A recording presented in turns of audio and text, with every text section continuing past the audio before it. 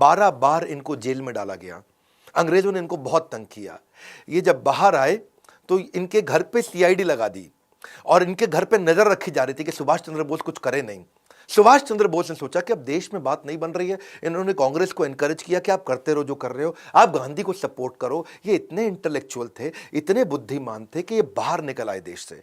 इन्होंने मन सोचा कि मैं देश से बाहर निकल करके मैं क्यों नहीं ग्लोबल अलायंसेस बिल्ड करूं, ग्लोबल जियोपॉलिटिकल एडवांटेजेस लेके आऊं। मेरी बात सुनना ध्यान से। उस समय वर्ल्ड वॉर 2 में ना 2 तरह की लड़ाइयां थी। एक था एक्सिस अलायंस, एक अलाइड पावर। एक्सिस अलायंस में कौन था? Germany, Italy, Japan. ये वर्ल्ड वॉर 1 में भी हारे थे, 2 में फिर इकट्ठे आ गए। अलाइड पावर में कौन था? वहां पे था भाई इंग्लैंड, फ्रांस, पोलैंड, यूएसए और सोवियत यूनियन। ये एक साथ थे। ये वर्ल्ड वॉर 1 में भी जीते थे, ये दोबारा एक साथ आ गए थे। अब इन्होंने सोचा कि दूसरा वर्ल्ड वॉर शुरू हो गया है और भारत के अगेंस्ट है ब्रिटेन। ब्रिटेन है एलाइड पावर। अब ब्रिटेन एलाइड पावर है तो मैं क्यों नहीं एक्सिस में किसी का सपोर्ट ले लूं। तो ये बाहरी ताकतों से समर्थन लेने के लिए गए। इन्होंने सोचा सही मौका है, इससे मैं दुश्मन अभी उलझा हुआ है, कमजोर है, मुझे बाहर निकल जाना चाहिए। अब मजे की बात समझिए, तेज वो नहीं होते जो मौके का इंतजार करते हैं, बल्कि वो होते हैं जो सही मौके पे वार करते हैं। इन्होंने सोचा दुश्मन का दुश्मन मेरा दोस्त। तो पहले तो इन्होंने ट्राई फिर भी सोवियत यूनियन पे ही किया। उसके लिए इन्होंने प्लान बनाना शुरू कर दिया। और प्लान बनाने के लिए इन्होंने अपने एक दोस्त थे इनके, मियां अकबर शाह, उनको एक टेलीग्राम भेजा पेशावर में और उनको पेशावर से कोलकाता बुला लिया कि भाई आओ मेरी मदद करो। और मियां अकबर शाह को उन्होंने बोला, जो आज पाकिस्तान में पड़ता है, कि भाई तुम मुझको किसी तरह से काबुल ले जाओ, मैं काबुल के रास्ते उस रूस में जाऊंगा। यूएसएसआर हुआ करता था, अभी आज तो रशिया है। तो अपने भतीजे शिशिर थे इनके, उनकी मदद से इन्होंने गाड़ी लिया। गाड़ी में सीआईडी से बचते बचाते पिछली सीट के नीचे लेट के, दब के, छुप के ये निकले। वो उन्होंने उसको कलकत्ता से धनबाद छोड़ा, धनबाद से इनको काबुल और काबुल से मॉस्को जाना था। अब वही है नेताजी सुभाष चंद्र बोस। वहां रविंद्रनाथ टैगोर गाया करते थे कि जोरी तोरो डाक सुने क्यों।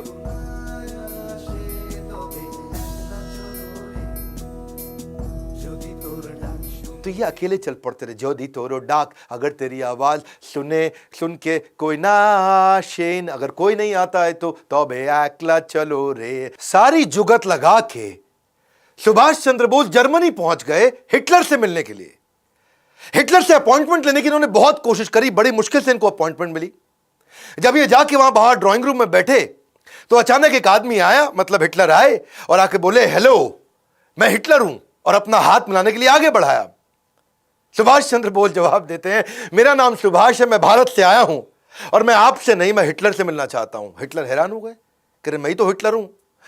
फिर वो वापस लौट के चले गए अंदर। अंदर से एक दूसरा आदमी आता है, फिर आके हाथ मिलाता है, हेलो मैं हिटलर हूं, बताइए। तो सुभाष चंद्र बोस फिर खड़े हो गए, नमस्कार मैं सुभाष चंद्र बोस भारत से आया हूं, मुझे आपसे नहीं, मुझे हिटलर से मिलना है। सब हैरान हो गए, अरे ये क्या चक्कर है, हिटलर तो आए मिलने के लिए। सुभाष चंद्र बोस ने मना कर दिया मिलने के लिए, बोले मैं हिटलर से मिलना चाहता हूं। अब 3-4 जब लोग आए और सबको उन्होंने बोल दिया मैं आपसे नहीं, मैं हिटलर से मिलना चाहता हूं, तो हिटलर ने असल में अपने 4-5 बहरूपिये बना रखे थे। उसको अपनी जान का खतरा रहता था और सुभाष चंद्र बोस हर बार पहचान गए। असली हिटलर को जब ये बात पता चली तो उसकी बुद्धि चकरा गई और वो बाहर आए। उनके लिए यह पहली बार हुआ पूरी पृथ्वी पे कि किसी आदमी ने पहचान लिया कि यार ये तो असली हिटलर नहीं है।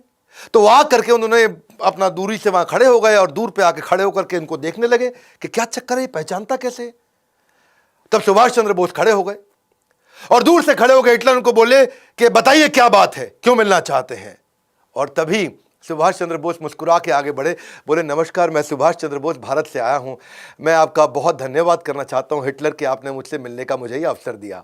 हिटलर हैरान, क्या पहचान गया ये? अब बिल्कुल ठीक पहचाना। पूछा कि भाई तुमने मुझे पहचाना कैसे? सारी बात छोड़, पहले ये बताओ पहचाना कैसे? आज तक दुनिया में कोई पहचान नहीं पाया। मेरे यही सारे कॉपी जो मेरे हिटलर के होते हैं, ये दुनिया भर में घूमाते हैं, सारे काम कराते हैं, तुमने पहचान लिया। तो तभी सुभाष चंद्र बोस बोले कि भाई मैं आपसे मदद मांगने आया था, मैं आपके चौखट पर आया हूं और आपका स्वभाव थोड़ा गर्वात्मक होना चाहिए, थोड़ा गर्व वाला होना चाहिए। और आप आके पहले हाथ बढ़ा देते थे कि मैं हिटलर हूं, बताइए। तो मैं उसी से समझ गया कि हिटलर के पास एक किसी पराधीन देश से, भारत जो कि परतंत्र है, वहां से कोई मदद मांगने आया तो आपके चेहरे में वो गर्व नहीं दिख रहा था। तो आपके जो कॉपी थे वो राइट बिहेवियर नहीं डिस्प्ले कर रहे, और हिटलर की बुद्धि चकरा गई। बोला ऐसा इंटेलिजेंट आदमी कभी नहीं देखा। इसको क्या बोलते हैं, एक्यूरेट जजमेंट। और इसके बाद इस मुलाकात से हिटलर इतना प्रभावित हुआ कि जो युद्ध बंदी इन्होंने बना रखे थे, युद्ध बंदी जो 4000 इन्होंने अंग्रेजों से जीते थे, उनको उन्होंने फ्री कर दिया और वो वहां से आजाद हिंद फौज में ज्वाइन किए नेताजी सुभाष चंद्र बोस के साथ में। हिटलर ने इनको हेल्प करी और इन्हें कहा कि देखो, अगर आप आगे बढ़ना चाहते हो, जीतना चाहते हो, भारत जर्मनी से बहुत दूर है और जापान एक्सेस पावर है, हम लोग के साथ की पावर है। मैं जापान में बात करवा देता हूं आपकी, कुछ सिस्टम्स तय करते हैं कि मैं आपको जापान भेजता हूं यहां से, और वहां से आप टीम बनाई, क्योंकि जापान आपकी मदद करेगा। जापान हम लोग के साथ का है और जापान भी अंग्रेजों के खिलाफ है। तो ये बड़ा मुस्कुराया, इनको बहुत अच्छा लगा। तो हिटलर ने इनके लिए बहुत अच्छा अरेंजमेंट किया। आप समझ सकते हैं, बाकी लोग भारत में ज़्यादा पढ़े लिखे नहीं थे, लेकिन ये दुनिया भर में इंटरनेशनल अलायंसेस बिल्ड कर रहे थे।